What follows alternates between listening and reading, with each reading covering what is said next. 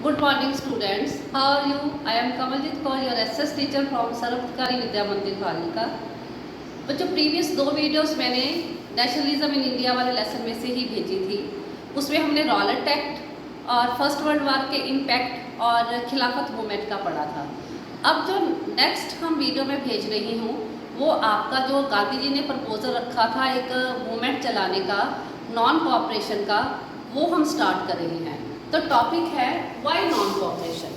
कोई और मूवमेंट क्यों नहीं स्टार्ट किया, नॉन असहयोग आंदोलन ही क्यों स्टार्ट किया है। तो गांधी जी ने अपनी फेमस बुक जो उन्होंने 1909 में लिखी थी, हिंद स्वराज। बच्चे 1 मार्क्स में ये क्वेश्चन आ सकता है, right the name of the Gandhi famous book Hind Swaraj कब लिखी, 1909 में। उन्होंने गांधी जी ने इस बुक में ये डिक्लेयर किया था कि ब्रिटिश रूल इंडिया में इसलिए एस्टेब्लिश है क्योंकि हम उनको कॉपरेट कर रहे हैं, इंडियन उनको कॉपरेट कर रहे हैं। और अगर हम इंडियन उनको कॉपरेशन देना बंद कर देंगे तो ब्रिटिश रूल जो है विद इन 1 ईयर, 1 साल में ही कोलैप्स हो जाएगा। कोलैप्स का मतलब डिमोलिश, खत्म हो जाएगा और स्वराज आ जाएगा। देखो बच्चे, आजकल भी हम कहते हैं कि चाइना मेड चीज़ हम यूज़ ना करें, क्योंकि अगर हम उनकी चीज़ खरीदेंगे नहीं तो उनकी अपने आप उनकी इकॉनमी डाउन जाएगी। उसी तरह से ब्रिटिशर्स कोई वहाँ से सब कुछ नहीं लेकर आए थे, वो हमारे कॉर्पोरेट से ही रूल कर रहे थे। अगर हम उनको कॉपरेशन करना बंद कर देंगे तो स्वराज अपने आप आ जाएगा। अब नेक्स्ट जो प्रॉब्लम आ रही थी वो ये थी कि नॉन कॉपरेशन मूवमेंट को उन्होंने एक मूवमेंट में, एक आंदोलन में कैसे चेंज करना है। तो गांधी जी ने इसके लिए भी बड़े प्रपोजल रखे। उन्होंने ये कहा कि इस आंदोलन को हम stage wise, first stage, second stage wise हम उसको क्या करेंगे, अनफोल्ड करेंगे। सबसे पहले उन्होंने कहा कि जो गवर्नमेंट ने हमें टाइटल्स दिए हुए हैं उसको हम सरेंडर वापस कर देंगे। मतलब जो अवार्ड उन्होंने हमें दिए हैं हम उनको वापस कर देंगे। बच्चे, पहले आप टाइटल का मीनिंग क्लियर करो। आजकल जैसे किसी ने आर्मी में अच्छा काम किया है तो उसको पद्मश्री, पद्म भूषण का अवार्ड मिलता है, या अगर हमने MBBS किया या इंजीनियरिंग की कोई डिग्री की है तो हम अपने नाम के आगे डॉक्टर या जो भी हमारे पास डिग्री है, अगर हमने कोई काम किया या क्वालिफिकेशन है तो लग सकता है। लेकिन उस समय ब्रिटिशर्स क्या करते थे, जिन इंडियंस को वो अपने साइड पर करना चाहते थे या थोड़े बहुत भी उनके जो लॉयल होते थे, वफादार होते थे, उनको टाइटल दे देते थे। और वो इंडियंस क्या था, वो अपने नाम के आगे सर, राय बहादुर खान, खान बहादुर ऐसे लगा सकते थे। तो अगर हमें कोई अपने हमें अवार्ड देता है, प्राइज़ देता है, अगर हम उसको वापस कर देते हैं इट मीन्स उसकी बड़ी ही इंसल्ट है। तो महात्मा गांधी ने क्या कहा कि जो टाइटल्स गवर्नमेंट ने हमें दिए हैं हम उनको सरेंडर कर देंगे, वापस कर देंगे। उसके बाद हम क्या करेंगे, सिविल सर्विसेज का बॉयकॉट करेंगे। अब बॉयकॉट का मीनिंग क्लियर करो, किसी भी डील को रिफ्यूज़ करना कि मैं तेरे साथ कोई संबंध नहीं रखूँगा लोगों के साथ, या किसी एक्टिविटी में बाइकाट कर दूंगा, पार्टिसिपेट नहीं करूंगा, किसी की चीज़ को खरीदना नहीं है, यूज़ नहीं करना, ये एक तरह से प्रोटेस्ट का ही एक रूप है। कई बार हम कहते हैं मेरे तेरे साथ बाइकाट है, मैं नहीं बोलता ना मैं तेरे से कोई चीज़ लूँगा ना दूंगा, उसी टाइप से बाइकाट। गवर्नमेंट की चीज़ों को बाइकाट करना है, सिविल सर्विसेज को बाइकाट करना है, आर्मी से रिजाइन करना है, पुलिस से, कोर्ट से, लेजिस्लेटिव काउंसिल से, गवर्नमेंट स्कूल से, फॉरेन गुड्स का बाइकाट करना है। कहता है महात्मा गांधी ने ये कहा कि अगर फिर भी ब्रिटिश गवर्नमेंट रिप्रेशन करती है, हमें दबाने की कोशिश करती है, तो हम फुल सिविल डिसोबीडियंस, सिविल अवज्ञा आंदोलन जो है वो चलाएंगे। पूरे समर में 1920 में महात्मा गांधी और शौकत अली पता चल गया ना, खिलाफत कमेटी के जो फाउंडर थे मोहम्मद अली और शौकत अली, पूरे इंडिया में उन्होंने टूर निकाला, जगह जगह पर गए, लोगों को मोबिलाइज किया कि आप इस मूवमेंट में हमारा जो है सहयोग दें। लोगों को उन्होंने अलर्ट किया अलग अलग जगह पर जाकर। लेकिन अब क्वेश्चन ये आ सकता है आपको कि why Congress were not in favour in this proposal. Congress के ही कुछ लीडर जो थे इस प्रपोजल के फेवर में नहीं थे। वो बाइकॉट एक्चुअल में क्या था, कुछ लीडर कांग्रेस के वो ये चाहते थे कि नवंबर 1920 में जो लेजिस्लेटिव काउंसिल की इलेक्शंस होने वाली है उसमें हमने पार्टिसिपेट करना है। दूसरा उनको ये डर था कि कहीं पहले वाले सत्याग्रह मूवमेंट की तरह ही वायलेंस ना हो जाए, हिंसा ना हो जाए। तो कई कांग्रेस लीडर जो थे वो महात्मा गांधी के इस बात से सहमत नहीं थे। In the month between September and December Congress और महात्मा गांधी के बीच, कांग्रेस के कुछ लीडर महात्मा गांधी के साथ थे, कुछ उनके अगेंस्ट थे, बड़ा टसल स्टार्ट हो गया, कॉन्फ्लिक्ट स्टार्ट हो गया। पहले तो ये लगने लग गया कि एग्रीमेंट नहीं होगा, ये मूवमेंट स्टार्ट नहीं होगा।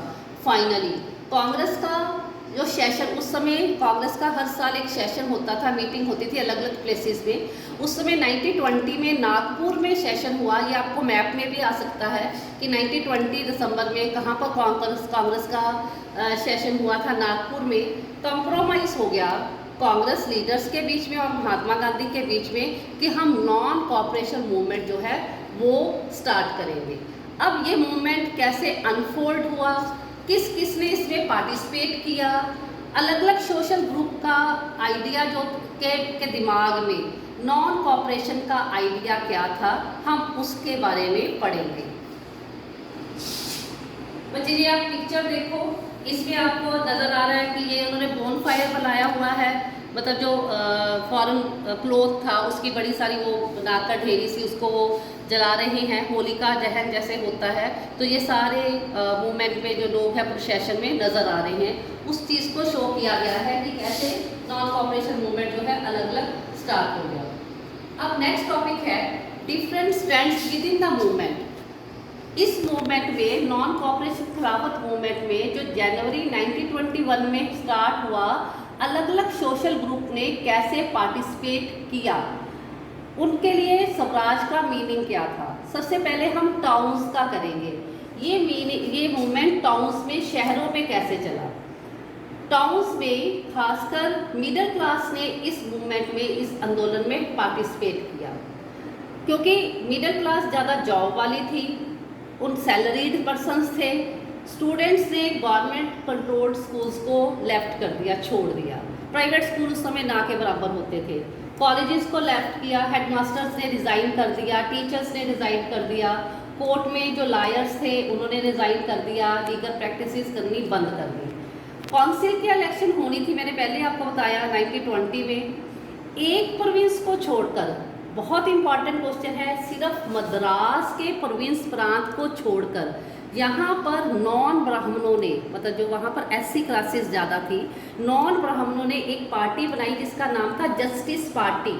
जस्टिस पार्टी ने ये कह दिया कि हम बाइकाट नहीं करेंगे, हम काउंसिल की इलेक्शन में जरूर पार्टिसिपेट करेंगे।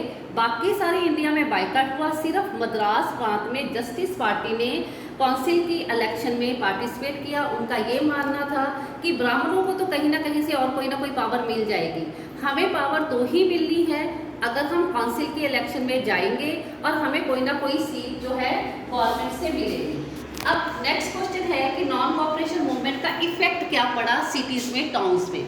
बड़ा ईजी है, फॉरेन गुड्स को बाइकाट किया गया, लिक्वर शॉप पिकटिक की गई।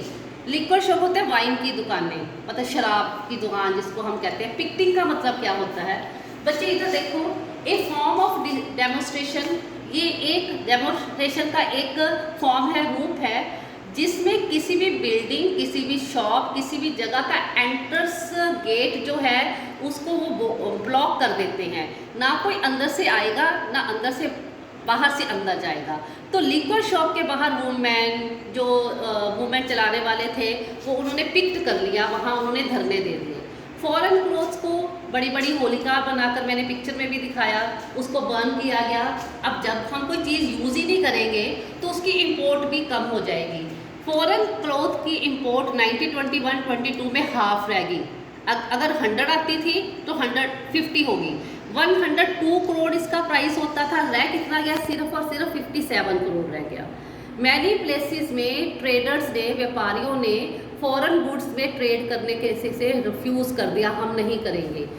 उन्होंने, जो बड़े बड़े व्यापारी थे, ट्रेडर थे, फाइनेंस देना भी, पैसा देना भी बंद कर दिया। As a boycott movement spread हुआ। अब लोगों ने क्या किया, जो फॉरेन क्लोथ था उसको बाइकाट किया, सिर्फ इंडियन क्लोथ को ही पहनना, जिसको खादी हैंड वूवन कपड़ा होता था, टेक्सटाइल मिल्स में बनता था, उसको ही पहनना स्टार्ट कर दिया। लेकिन बच्चों ये मूवमेंट धीरे धीरे क्या हुआ, स्लो डाउन हो गया।